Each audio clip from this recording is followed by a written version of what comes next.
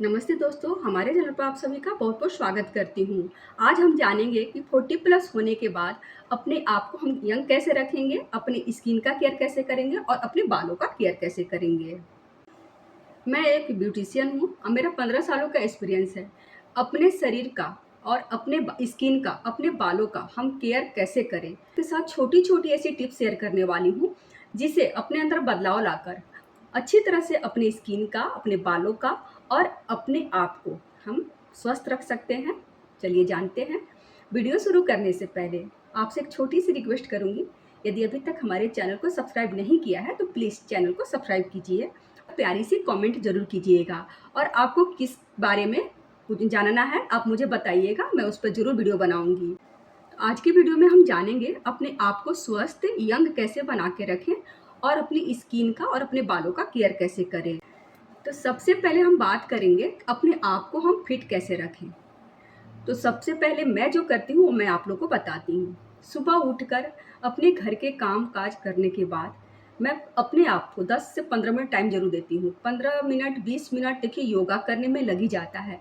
तो इतना टाइम आपको अपने लिए निकालना है, या फिर आप आधा घंटा फास्ट वॉकिंग करती हैं तो वो भी आपके लिए बहुत अच्छा है। जिसका वेट काफ़ी बढ़ रहा है, ये सुबह में आप उठकर कम से कम आधा घंटा आपको वॉकिंग करना है। वॉकिंग फास्ट करना है, जैसे धीरे धीरे वॉकिंग नहीं करना है, फास्ट करना है। कम से कम 2 किलोमीटर आप 30 मिनट में चल के आती हैं तो आपके लिए बहुत अच्छा होगा। लेकिन एकाएक नहीं होगा, ये आपको डेली रूटीन बनानी पड़ेगी। आपको टाइम लग सकता है, आधा किलोमीटर से शुरू करिए और उसके बाद धीरे धीरे धीरे धीरे इसको बढ़ाइए। बढ़ाते बढ़ाते आप 1 से 2 महीने में आप खुद पाएंगे कि आधा घंटा में आप 2 किलोमीटर आसानी से वॉकिंग करके आ रही हैं। वॉकिंग या योगा करने से हमारा शरीर स्वस्थ रहेगा। हमारे हड्डियों में जो दर्द होने का संभावना बढ़ जाती है इस एज में, वो कम हो जाएगा। दूसरा मैं बदलाव लेकर आई हूँ अपने आप में कि सबसे पहले मैं खाना जो खाती हूँ वो पौष्टिक लेती हूँ। जैसे कि हरी सब्जियाँ, मैं बाहर का खाना बिल्कुल नहीं खाती हूँ। बाई चांस कभी कहीं हमें जाना पड़ जाए तो शायद मैं थोड़ा खा लूँ, लेकिन मैं जहाँ तक कोशिश करती हूँ मैं घर का ही बना बना खाना लेके जाऊँ। तो थोड़ा बहुत मैं बनाकर लेके जाती हूँ ताकि मैं बाहर के खाने से बच जाऊँ। तो हमें पर्याप्त मात्रा में पानी भी पीना है। पानी कम से कम हमें 2 से 3 लीटर डेली पीना है। अगर हम पानी पीते हैं तो हमारा शरीर हाइड्रेट रहेगा। मैं ज़्यादा चीनी नहीं खाती हूँ और तला हुआ खाने से मैं बचती हूँ, क्योंकि तला खाना हमारे पेट के लिए सही नहीं होता है।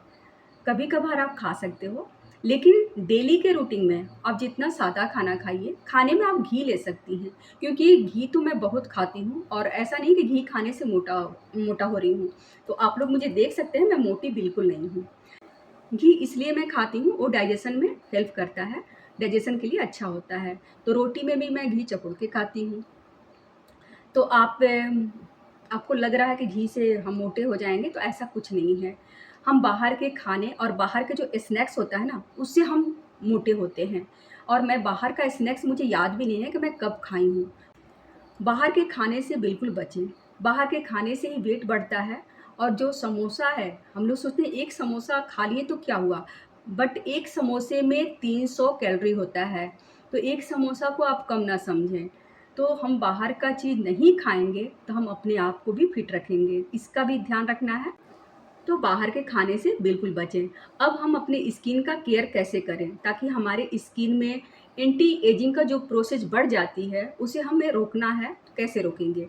सुबह उठकर हमें अपने फेस को क्लीन कर लेना है और कोई भी टोनर, रोज वाटर या एलोवेरा का टोनर होगा तो आप उसे लगा लीजिए। उसके बाद आप मॉइस्चराइजर लगा लीजिए, उससे हमारा स्किन सॉफ्ट रहता है।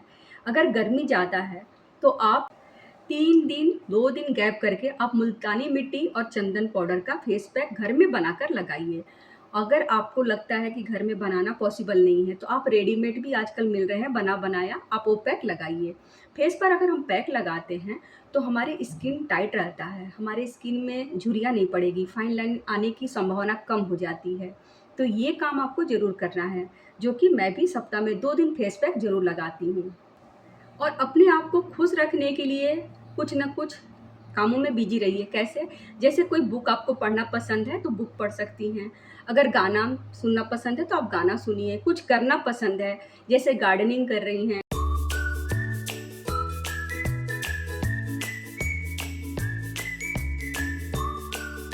या फिर कुछ भी आप हैंडीक्राफ्ट वगैरह बना रही हैं, उसमें आप व्यस्त रहिए, तो आप अपने आप को खुश रखिएगा, आपका मन भी स्वस्थ रहेगा।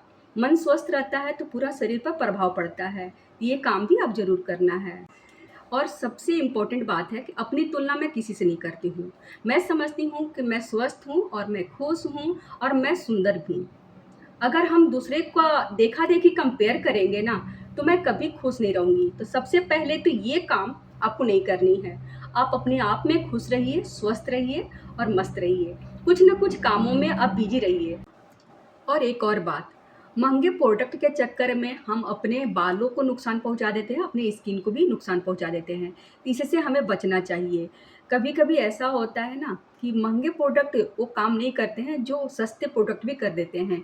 लेकिन घरेलू चीज़ जहाँ तक मैं कहूँगी, आप उसका इस्तेमाल करें, उससे आपका स्किन और हेयर का बचाव बना रहेगा। बालों का केयर मैं कैसे करती हूँ?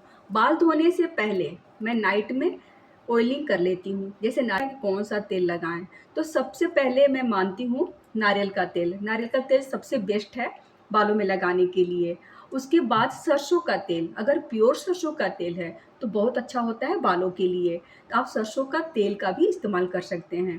तो शैम्पू करने से 1 दिन पहले आप ऑयलिंग कर लीजिए। नाइट में कर लीजिए और मॉर्निंग उसको वॉश कर लीजिए। माइल्ड शैम्पू से आप वॉश करिएगा। आजकल स्ट्रॉन्ग शैम्पू मार्केट में बहुत मिल रहे हैं, तो उसका चयन करना थोड़ा मुश्किल हो जाता है। तो मैं स्ट्रॉन्ग शैम्पू बाल धोने से पता चल जाता है कि उससे बाल काफ़ी टूटते हैं और जो माइल्ड शैम्पू होता है, उससे बाल कम टूटते हैं, ना के बराबर। तो इसका भी चयन आपको करना है। और दूसरी बात है कि जब हम शैम्पू करते हैं, उसके बाद जब हम कंघी करेंगे तो सूखे बालों में, कंघी के जो दाँत होते हैं ना, वो बड़े दाँत वाले, उससे हमें कंघी करनी है। अगर बारीक वाली कंघी हम लगाते हैं तो उससे काफ़ी बाल टूटते हैं। अब बाल सूखने के बाद ही कंघी करें, ये बहुत ज़्यादा ज़रूरी है। गीले बाल में अगर हम कंघी करते हैं तो काफ़ी बाल निकलते हैं, इसका ध्यान रखना है। आपको डिटेल में कोई जानकारी चाहिए तो हमें कमेंट करके ज़रूर बताइएगा। तो मिलती हूँ नेक्स्ट वीडियो में, तब